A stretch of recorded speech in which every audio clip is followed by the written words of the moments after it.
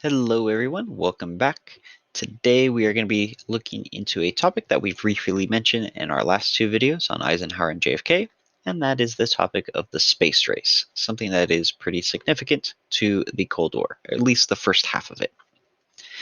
So like last time, we are going to be doing our guiding questions a little bit differently. Instead of saving them all till the end, I'm going to intersperse them throughout the video. So hopefully, one, you'll get a little bit better scores, and two, it'll take some of the stress off trying to remember everything by the end. So what are our guiding questions for today? Well, it's going to be these four right here. Why would the US and USSR compete during the space race? A little bit of a review question. What parts did the US win and what parts did the USSR win? What is the Apollo 11 program, or Apollo 11 mission, I should say? And finally, who won the space race?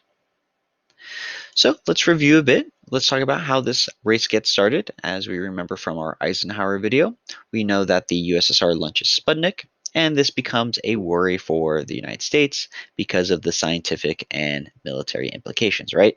The fact that we are falling behind in both the sciences and military. You know, it's a satellite today, but it could be a missile tomorrow, right? Eisenhower is going to start NASA to work on the spaceflight program, and Kennedy will build on that by making the goal to reach the moon by the end of the decade, by the end of the 1960s. So with that being said, why would the US and USSR compete during the space race? Excellent.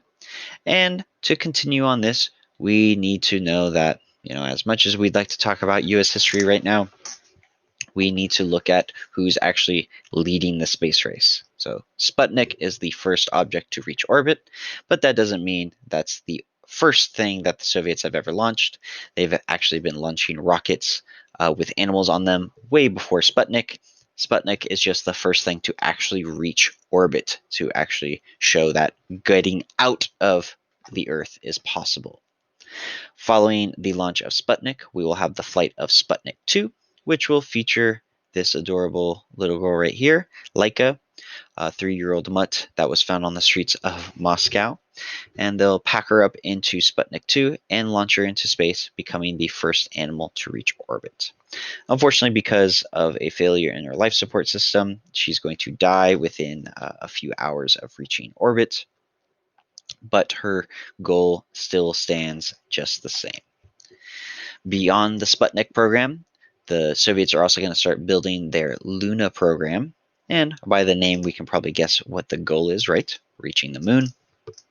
And the Luna program will show that it's actually possible to break out of our orbit. So when you launch a rocket into space or trying to launch a rocket to the moon, not only do you have to overcome the gravity and atmosphere of the Earth, but then you have to overcome the gravity that is keeping things in orbit. And so with the launch of the Luna program, it shows that you can break out of the atmosphere, break out of orbit, and actually travel to something else in our solar system. The first rocket, Luna 1, is going to miss the moon, but Luna 2, shortly after, will show that we can actually hit it. And so if we can theoretically hit it, we can theoretically land on it, right? And the USSR is going to kind of one-up themselves with the flight of Yuri Gagarin, who will become the first man to launch into space. On April 12th, 1961, he will make the flight, being the first man to enter orbit around the Earth, becoming what the Soviets call a cosmonaut. It comes from Russian and Greek roots to mean sailor of the universe, right? Cosmo and nautical, right? Because of this flight, he becomes an international celebrity, someone viewed as a hero to all of science around the world. And unfortunately, it's going to show everyone that the US is still behind. But how far behind? Well, just a few days later, a few weeks later, on May 5th, 1961, Alan Shepard is going to be launched by the US into space, becoming the first American to reach that orbit. We like the fancy name that the cosmonauts have, but we want it to be our own, our own version. And so we will coin the term astronaut, sailor of the stars, astro and nautical, right? While Alan Shepard will not have the same level of recognition throughout the world as Yuri Gagarin. He still will be an important US celebrity at the time, and he will demonstrate that even though we're behind, we're not that far behind. And with that comes the battle of various accomplishments and records, in which the US and USSR try to one-up each other in many different ways. I've compiled a short little list of different accomplishments each side has had. So, for example, on the US side, we have cases like the first communication satellite into space, first sat-nav, or almost like a GPS satellite into space, first geostationary satellite, which is interesting. It's a satellite that stays in its position as the Earth rotates. So if you are beneath it, no matter what day, night it is, you will always be able to see it in the same part of the sky, which is kind of cool. We'll have the first flyby of Mars and Venus of a unmanned satellite. And then we'll have the first orbit of the moon. On the other hand, though, the USSR will have things like the first full-day mission accomplished by a cosmonaut, the first multi-crew flight, so multiple crew members on the same shuttle, the first woman into space, the first spacewalk, meaning actually leaving the vessel, and first docking of two manned spacecraft together. So taking two shuttles, meeting them together, and actually switching the crew between the two. Now, while their lists are numerous between the two of them, and I did give you 5 examples from each, we can kind of tell which side kind of has a little bit more of the romantic and interesting accomplishments, right? Satellites are interesting and all, but saying that you have the first woman to space and the first person to actually walk into space is pretty significant. So we're still a little bit behind, right? Before we continue, what parts did the US win and what parts did the USSR win? Give me a couple examples of each.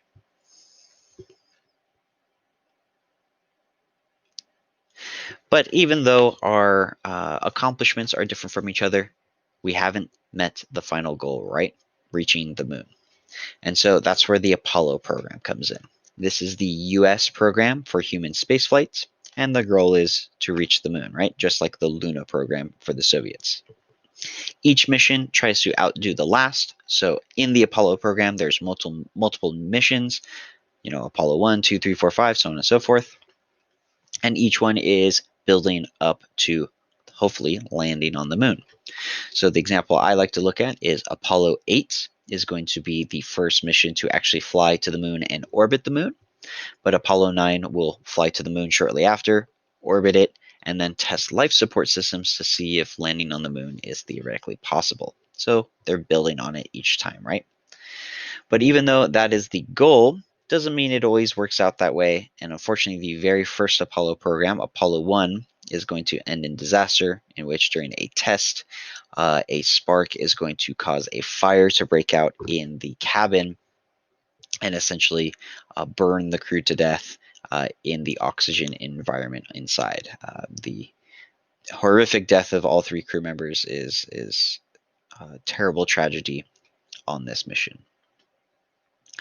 But with that being said, we do continue on. We continue building on the mission until we get to Apollo 11, which on July 20th, 1969, Neil Armstrong, Michael Collins, and Buzz Aldrin will be on the mission, the first mission to land on the moon. Unfortunately, of these 3, Michael Collins will not land on the moon. He will be stuck on the shuttle orbiting the moon, while Neil Armstrong and Buzz Aldrin will get all the credit for landing, and Armstrong will get the credit for being the first man to step out onto the moon, with Buzz Aldrin following shortly after him. What will be significant about this event is that it'll actually be broadcasted on TV for the whole nation to watch and the whole world to watch.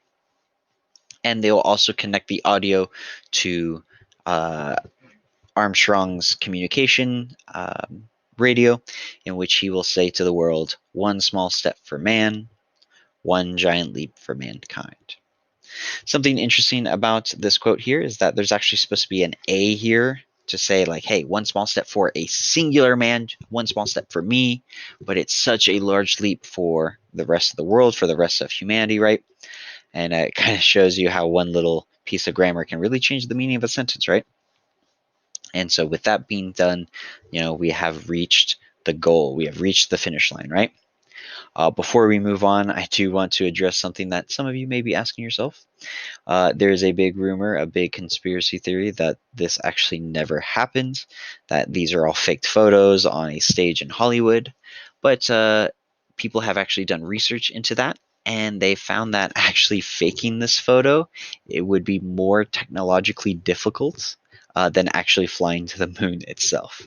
Reason being is that the shadows casted by the sun are too perfectly straight, and that the only way to get those shadows is creating a wall of super powered lights that would be far more expensive than the shuttle itself. I think they estimate that the amount of technology on a shuttle is less technology than in most of our calculators, let alone cell phones. All right, so with that being said, just want to throw that in there to address those crazy rumors out there. How do we summarize the Apollo mission, Apollo 11 mission? What does it accomplish? Who's on it? And finally, we come to the aftermath. What happens after Apollo 11? Well, the cost of the mission is pretty high. Each country will spend billions of dollars to make this happen. So both countries will spend a lot of money on it. For example, the US is actually going to spend more money on the NASA program, on the spaceflight program, than they do on building the atomic bombs during World War II. Several astro and cosmonauts are going to die in testing, such as the Apollo 1 incident that we talked about. Or on the Soviet side, we have the death of Vladimir Komarov, who will crash his shuttle on reentry. The parachutes, unfortunately, just don't open. And he is the first death on the Soviet side, or the first death, I should say, worldwide from spaceflight. So not all the firsts are the best, right? The first accomplishments are the best. And then we'll also have things like that should say space treaties, but spacey treaties, we'll go with it, saying things like, hey, with the adventation of spaceflight, we're not going to use nuclear arms in space and things like that. And then we'll also see the creation of joint spaceflight missions between the U.S. and USSR. But this will not come till a little bit later, into the 70s and 80s, in which we have a little bit better relation between the two sides. So with that being said, who do you think won the space race? Comparing all those accomplishments between each side, who do we think won? Correct answer probably being the US, right? Because even though the Soviets have a lot more and kind of more interesting goals, we got to the finish line first, right? So with that being said, hopefully this was pretty interesting. Tomorrow we're going to be looking at the Soviet side of things in our Zoom class, so look forward to that. And so finally, if you have any comments, questions, or concerns, or please let me know how you thought about answering the questions throughout the video, please leave them here. Otherwise, with that, you're all finished. Thank you so much. Take care. Bye.